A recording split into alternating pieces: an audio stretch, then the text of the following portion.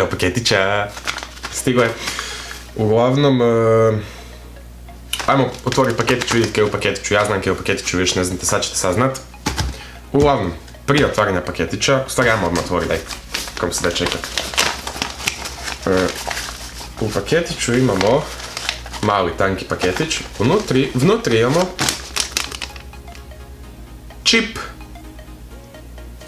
Kraj videa, to je to, hvala, doviđenja, šalim se. Šta je čip? Neki od vas znaju šta je Arduino, ko je Arduino, čemu on služi. Imamo Arduino. Neki od vas znaju šta je Raspberry Pi, čemu Raspberry Pi služi. Arduino je Raspberry Pi. Dvije užasno cool pločice. Ali, sad je došla i treća. Takozvani čip. Dao se preorderat, još malo pa će izaći full u prodaju. Uglavnom, ovo tu čudo košta $9. Znači komp za $9, što je na razini Raspberry Pi Zero. Onaj full mali Raspberry Pi. Evo, čipa. Znači full mala pločica naprema Arduino Uno i naprema ovom čudu Raspberry Pi.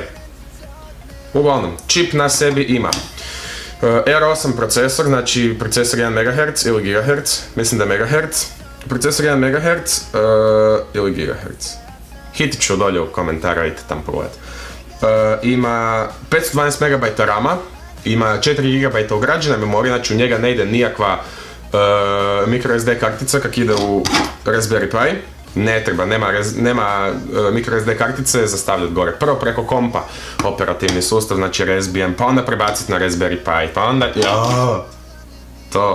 Dobro, mislim, on je jači, on je vrh. Ali, da, ovo je dvojka, ako vas zanima, Raspberry Pi dvojka. A ovo je Arduino Uno star koji su magarac. Uglavnom, čip na sebi ima 4 porta. Ima mali ovaj port za bateriju, ima micro USB za napajanje, tu ima univerzalni 3,5 mm, uglavnom tu unutra vam ide, znate svi kako izgleda 3,5 mm kabel, samo onaj sa 4 pola mora ići, gdje ima uzemljenje, lijevi, desni kanal i video. Tako da preko toga prebacuje video i ima jedan USB port, s time da gore ima GPIO pinove, to je pinouts. Da, GPIO pinouts gore na kojima ima svega od napajanje 5 V preko mikrofona, preko uzemljenja, kaj ima s druge strane 3,3 V napajanje, 5 V, 1,8 V napajanje i ima gore pinove za LCD. Uglavnom, uzmeš LCD, njihov iz kita, naručiš, sam ga pukneš gore, imaš komp prenosni. Može se spojiti i preko VGA i preko HDMI izlaza, makar za to treba imati shield koji se kod njih naruči. Shield je, ja mislim, nekakvih $5-6, uglavnom isto pukne se gore na ove GPIO pinove i ima gore HDMI izlaz ili VGA izlaz, time da ne smeta GPIO pinovima i dalje se može pikat u njih preko tog shielda. On samo koristi ove LCD izlaze da bi preko toga prenio signal u njega. Uglavnom, fura Linux na sebi, nekakvu njihovu verziju Linuxa, ima ugrađen Wi-Fi, ugrađen Bluetooth, Wi-Fi je dosta dobar, dosta jako hvata, Bluetooth je Bluetooth 4.0, kaj ćeš više, fakat cool pločica i za $9 da se može ovo dobiti, znači komp, ja sam ga preorderao, došao je sad neki dan, uglavnom za $9 ovak nešto, stvarno čudo. Ubacit ću link od čipove stranice, daj, zove se čip chip.c.h.i itd. Uglavnom da, mini komp na foru Raspberry Pi-a, na foru Arduina i uglavnom preko njega apsolutno sve može se raditi. Učite programirat, radit muziku, igrat igrice, pretraživati internet, radit posao. Jer na njega može ići i Excel, i Word, svi ovi veći programi, on može to furat. Tako da mali prenosni komp čisto ovak zaraditi, ako trebate nešto na brzinu u Excelu napraviti neku stranicu, pukneš i to, gore se pukneš LCD, tu si staviš hub, štekaš miš, tipkovnicu, ideš bolje, radiš po putu ono. Uglavnom da, hitiš ga nekako kućište kaj boli ti briga. Ima tu iza ovaj board, kak sam rekao, za bateriju, može ići ili preko baterije ili preko micro USB napajanja, s time da, ako je baterija gore prištekana, obična litionka, LiPo baterija, nije bitno.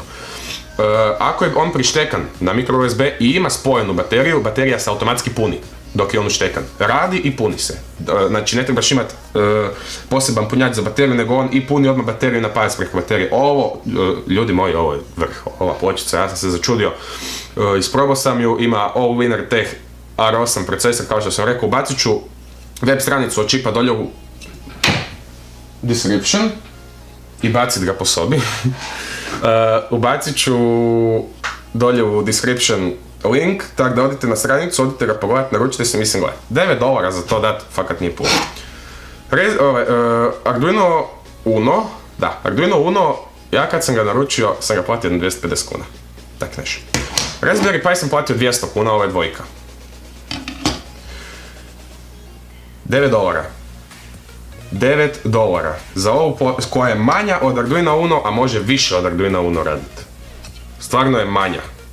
Tako da, hitit ću dolje u description link, odite ga provjeriti, odite si ga naručiti, ja stvarno ga preporučam. Ovaj video nije sponzoriran, ja sam ga uzeo sa svojim novcima, ja sam ga kupio i htio sam napraviti video o njemu, htio sam vama donijeti čip, zato što dosta je novi i puno ljudi zna i o Arduinu i o Raspberry Piju, ja mislim da se ovo treba uključiti u sve. Jer, kao što sam rekao, puno manju potrošnju ima, ide u stand-by odmah. Stvarno, spoj Arduina i Raspberry Pija u jednom manjem pakiranju, jačem pakiranju.